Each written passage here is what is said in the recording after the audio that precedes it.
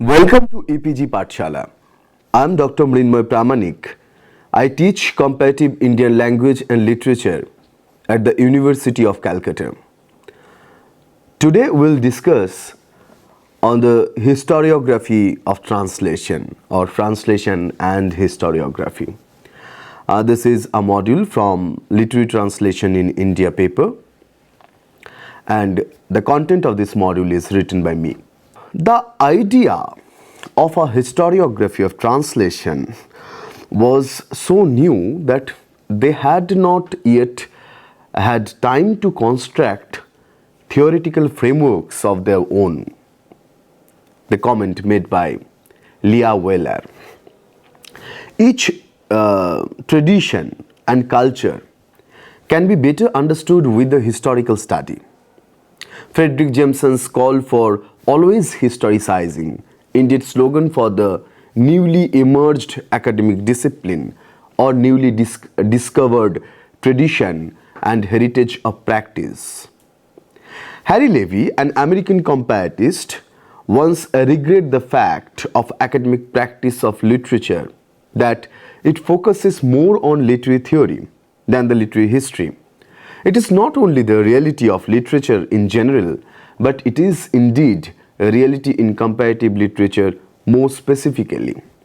Translation studies as an academic discipline is only a few decades old, an infant academic approach in comparison to other established disciplines. But translation is most ancient human practice. In the academic discipline or even in the research in translation studies, pay too less attention or hardly pay any attention to the history of translation. The research and academic practice is more about theorizing the translation practice, understanding the tradition, translation tradition, norms, culture, language issues, and so on. As translation does not emerge like original literature in a particular culture, it needs historiography to have adequate understanding of know-how of translation. Because translation is always about plantation of a text from one culture to another culture. If anyone attempts history of translation in particular language, first problem she faces is with the historiography. The foremost problem of writing a history is about its methodology. As history of translation and historiography of it has not yet been much practiced, historiographers or historians find problem to propose or to adapt a discursive framework. However, translation emerges always in very specific context.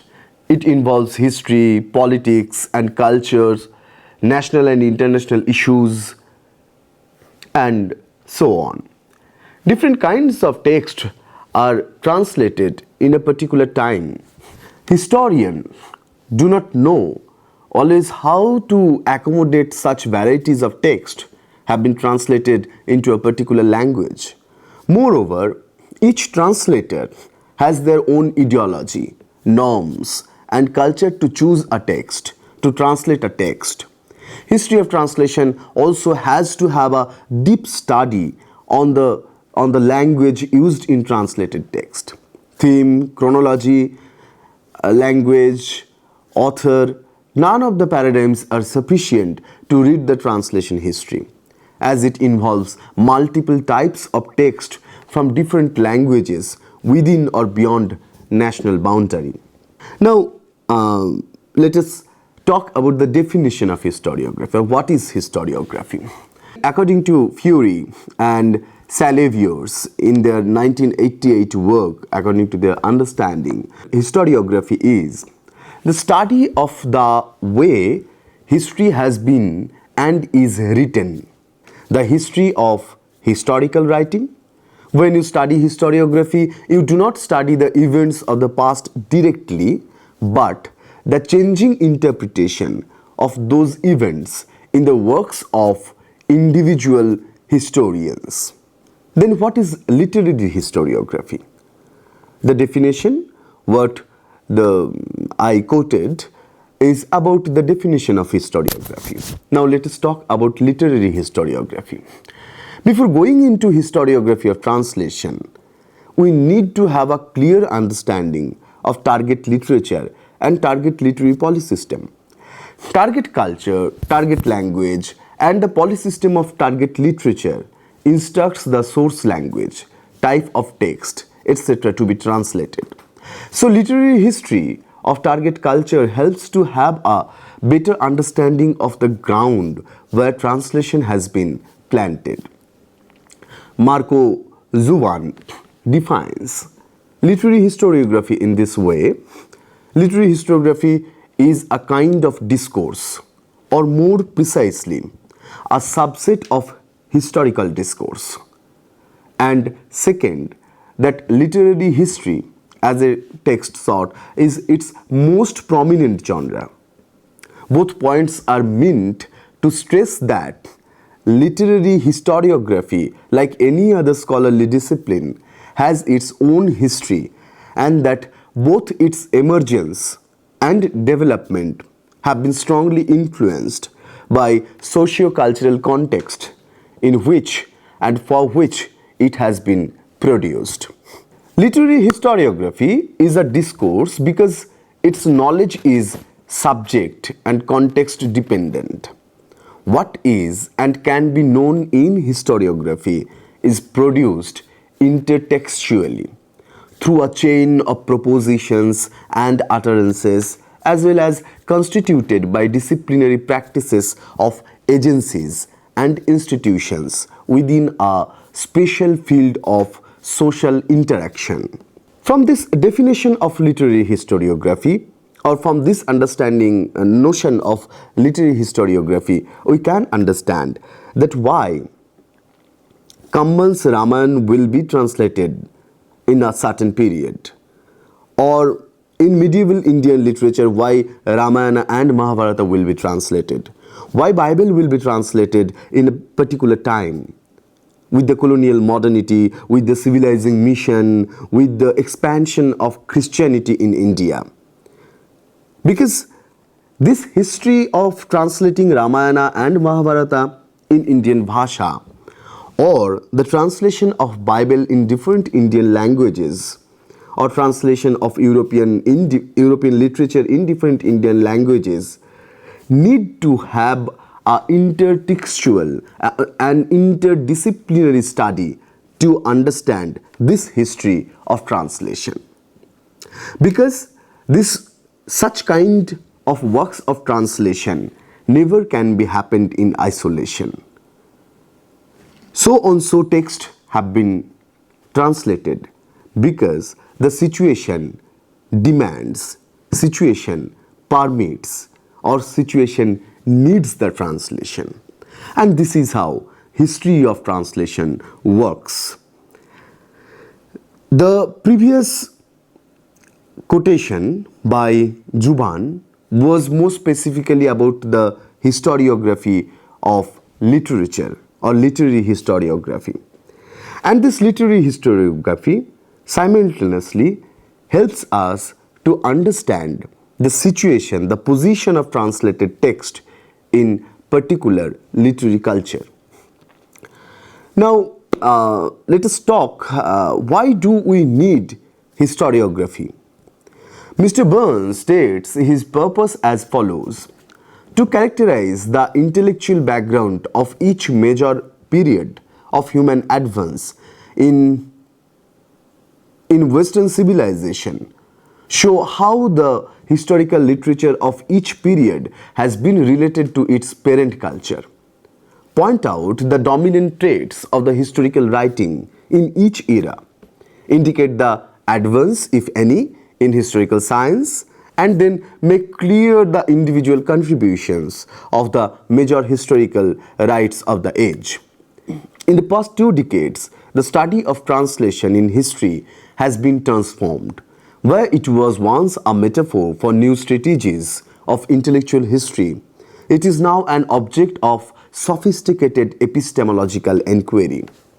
Under the tutelage of linguistic and literary theory, moreover, we now understand translation in a manner quite differently from 2 decades ago. Translation is no longer a simple transfer of words or text from one language to another on the model of the bilingual dictionary or the bridging of language differences between people. Rather than a straightforward operation performed on words, translation has become a translingual act of transcoding cultural material, a complex act of communication. In the process, translation has come to engage the fact of deep and problematic relationship among forms of writing, idiomatic uses of language, variants of register that alert one to markers of class and gender and structure of thought that begin to give cultures their distinctive outlook. Hence, the outcome of these relationships is not necessarily a common idiom, but a series of negotiations involving untranslatability, incommensurability, and the risk of unbridgeable gaps between peoples and culture, commented by Douglas Howland. Now, translation also has a need to be understood with a historic point of view. A translated text does not exist in isolation, as I mentioned earlier. There are whole lots of issues related with translation. Some of those are very prominent and some of those are very silent. We have observed paradigm shifts in translation when translation theory focuses on linguistic aspects of translation and then it concentrates on the cultural aspects of translation with the post-colonial reading of a translation system in a particular language or culture. We have studied translation with the approach of polysystem theory and descriptive translation studies or the descriptive translation theories. All these different aspects bring us towards new interpretation and new reading of translation system which was not discovered before. Such developments in translation studies show that translation is no more a textual study only. It is not only about equivalence or good or bad moral questions, or we are not confined only within the question of gains, and we are not confined only within the question of gains or loss in translation. But we understood translation as a reflection of greater demand, cause, and means of a linguistic or cultural community. History of translation, therefore, addresses all these questions to understand the why of translation, impacts of translation in a target culture, taste of knowledge and intellectual desire of a particular society. It helps us to know the power, the culture, the aesthetics and the politics which are involved with the work of translation. If we would like to write the history of modern translation practice in India, we will understand how translation was used to rule Indians by the British, how British were eager to propose models of translation. For example, William Carey translated Ramayana into Bengali from Calcutta, whereas the Bengali Ramayana translated by Krittivasa was so popular, so deeply rooted in the Bengali culture and so circulated among the people. But Carey did it to propose a standard model of translation. This is how the power game works. How British wanted to discover the Eastern lands with translating Eastern knowledge in European languages. All these things are reflected in the translation practice by British or by the Europeans. Our existing knowledge in translation already talks about all these issues. We need a historiography to understand the inherited, already existed connections through which each text is particularly connected or disconnected in modern Indian translation. The history of modern Indian translation also helps us to understand how the Indian provinces were imagined by the British or other imperial forces. The historiography of translation does not limit itself within the study of translated text and its greater impact on the society only. nor even only the study the why of translation, but it includes theoretical study of translation too. It tries to propose theory if there is no available theory emerged from the so translation practice. Where there is established theoretical ground, there it historicizes the development of translation theory and its existing relation with the translation practice, and also even assumes the future of the theory in the context of translation practice. Historiography of translation theory we need because we need historiography. Theory and historiography both are very much interwoven. With the historiography of translation, we can understand the tradition of translation and certain changes in translation. Why in 19th century translation of Indian literature by the British was so well circulated, so popular, and why the paradigm shift happened, why the translation by the British or European declined and a new English educated Indian intellectual class emerged as the translators. We need to understand these facts, and history approaches towards these questions, that how colonial rule and expansion of European education prepared a field for the native Indians to be educated with European and English education and to replace the previous British or European scholars who were taking our upper hand or who were defining the process, the method of translation of Indian literature into European languages, and who were appreciating ancient or medieval Indian literature with an authority. So such kind of paradigm shifts have been addressed by the translation history or are being supposed to be addressed by the translation history. So translation history observes the translation culture with interwoven links, and it finds that why of translation. It finds that why changes happen in translation. So it reads the translated text with greater context of socio-cultural, political and economic realities. Now let us talk about historiography and Indian translation. K. Sachidanandan, a renowned scholar and poet of Indian literature, comments, the role of translation can hardly be overemphasized in a multilingual country like India with 22 languages recognized in the 8th schedule of the Constitution. 15 different scripts, hundreds of mother tongues and thousands of dialects. One can very well say that India's is a translating consciousness, and the very circumstances of their real existence and the condition of their everyday communication have turned Indians bilingual, if not multilingual. One can even add without exaggeration that India would not have been a nation without translation, and we keep translating almost unconsciously from our mother tongue when we converse with people who use a language different from ours. He further says, our first writers too are translators. Indian literature is founded on the free translations and adaptations of epics like Ramayana and the Mahabharata. Up to the 19th century, our literature consisted only of translations, adaptations, interpretations, and retellings.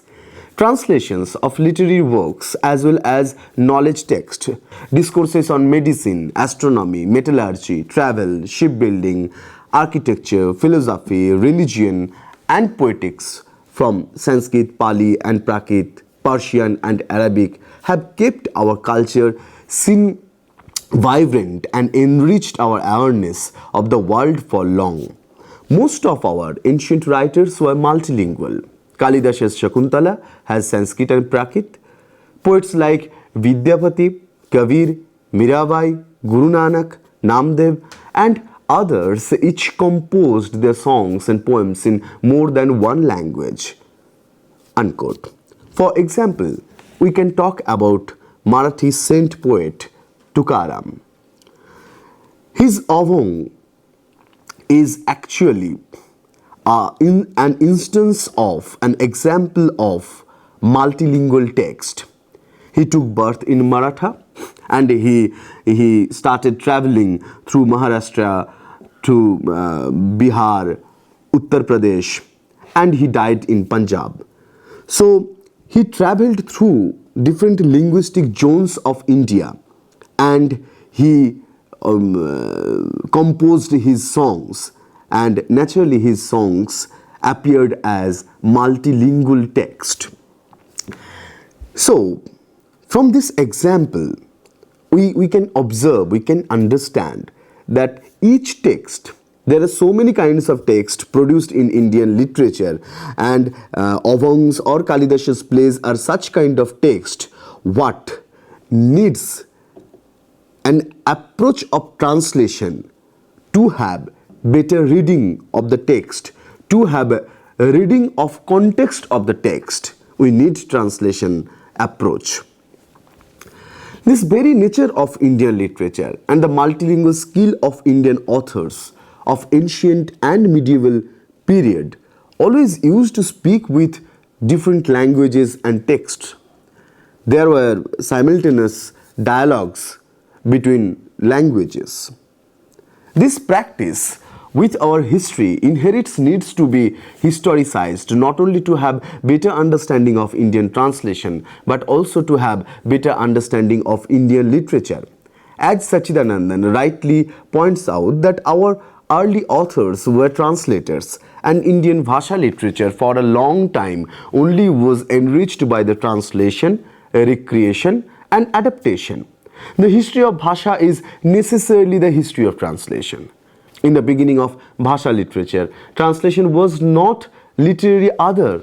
Translation was the literature, and literature was translation in many ways. If we see the history of Bhasha literature of medieval India, we can find that we had not only the literary translations, but we had performative translation, we have artistic translation of literary text too.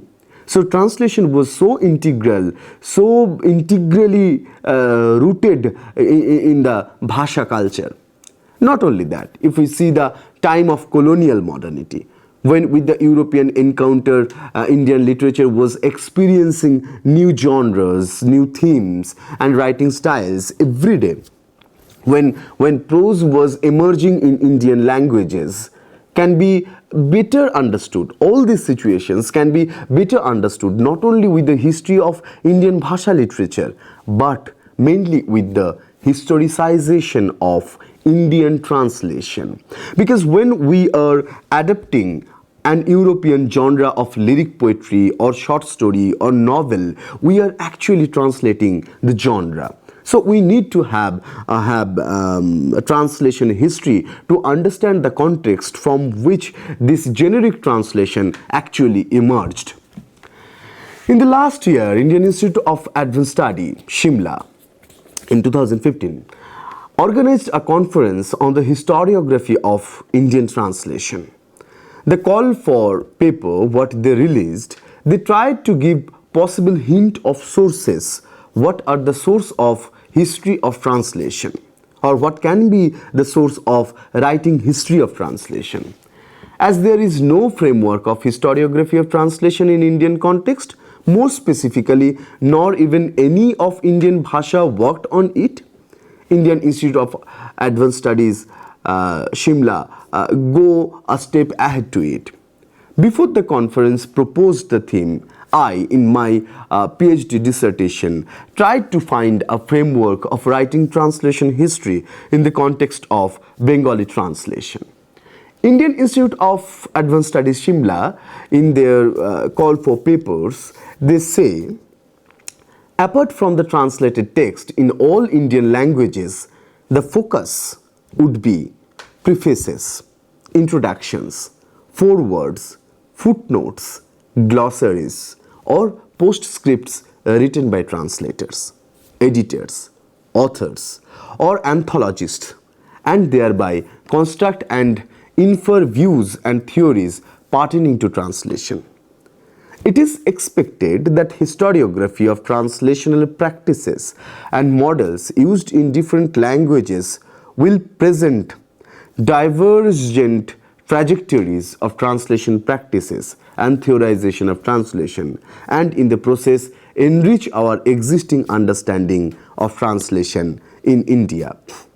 If we go with the statement made in the call for papers of IIS conference, we can find what I did in my PhD work also. What we can find that as Indian translators did not have any conscious effort to theorize the translation, we can find their understanding concepts or notions of translation from the prefaces, from the different notes made by translators or editors or by the publishers. And this is how we can build our own theory of translation, and we can find a framework of writing history of Indian translation.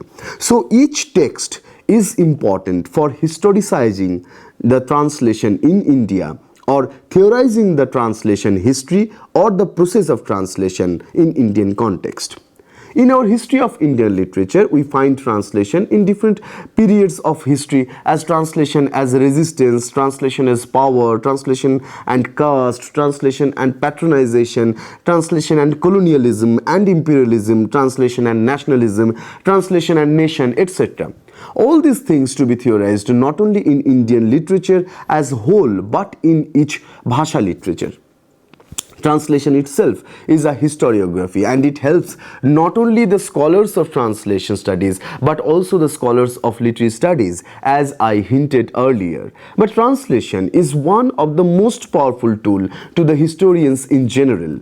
The history of colonialism, imperialism in India, and the approaches and practices like Orientalism can be adequately understood if the historians consider translation as tool for writing history.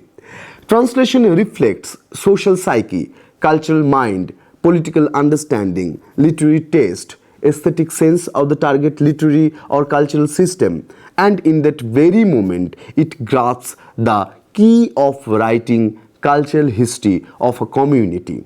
K. Sachidanandan further comments that translation has helped knit India together as a nation throughout her history. Ideas and concepts like Indian literature, Indian culture, Indian philosophy, and Indian knowledge systems would have been impossible in the absence of translations with their natural integration mission. If we see the history of medieval translation in India, we can find that Ramayana and Mahabharata as common denominator text to find the nature of Indian literature, and those texts were translated into several Indian Bhasha literature. If we find the history of Bhakti movement, we can understand that similar kind of literary emergence through translation in Bhakti movement actually emerged in different Indian Bhasha literature. If we would like to see the history of translation in India, we can trace the history of growth and development of modern Indian languages too. And this is how the translation, the history of translation is not only restricted in the history of translation only, but it involves history of literature, it involves the cultural history of the community, and it involves the history of languages too. If we see the anti-colonial movement, if we see the nationalist movement, or if we see the project of imagining nation after independence, we can find how much significant role has been played by translation. Through the establishment of Sahitya Academy and National Book Trust, we tried to imagine the nation with the translation of different Indian national literatures. And this is how translation played a role of integrity, not only during the independence or after the independence, but before the independence and even before in pre-colonial era.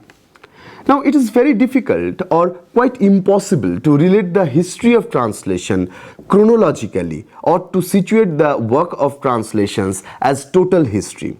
Many translated texts do not follow any trend of translation of a particular era. Therefore, it is difficult to fit those texts chronologically.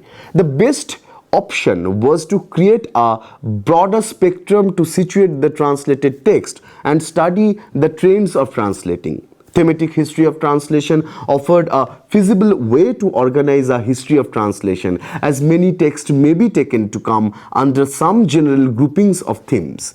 What other alternative could be there? Perhaps there lies the importance of the archive while researching the history of translation. The lack of archive adds to our collective cultural ignorance about the history of text, not just translated text. This is an obstacle towards conceiving any sort of historiography. Even after completing my arguments, I still wonder if history of translation possible at all. If each text has its individual history, then each text demands its own position to be visible in the history. Then the history of translation would comprise multiple small voices. Would this multiplicity of small voices lead towards any conclusive or even adequate understanding of any literary network? Whether a conclusion is needed or not, at least some destination to understand translation as a discourse and discipline is required. So, to return to the earlier question, what could be another approach for writing such a history? It would have been a history of translators. But could this instantiate any kind of development, or how each is related with another in terms of practice? Here it is important to discuss the difference between the history of single literature and the history of translation. History of translation has to be accepted as the history of multiple literatures, cultures, and traditions. Not only because that some texts have been translated from different languages or cultures or from the nations, but also for the concerned history of the text to be selected and translated. So, in the history of translation, there is multiple single history of literatures. There is multiple single histories of the text, and there is multiple history of contacts. This history of translation also shows how translation has been theorized by different creative writers of different bhasha literature through their translation practices to decolonize their own culture and mind and to set up a new bhasha culture or bhasha identity and new language expression. In comparatist view, such kind of work is eccentricity, is very much eccentric, which is perpetual moving away from the any kind of centrality, as Tutun Mukherjee theorized. And this is comparatist subject of study, that the history of translation is always about eccentricity. Thank you.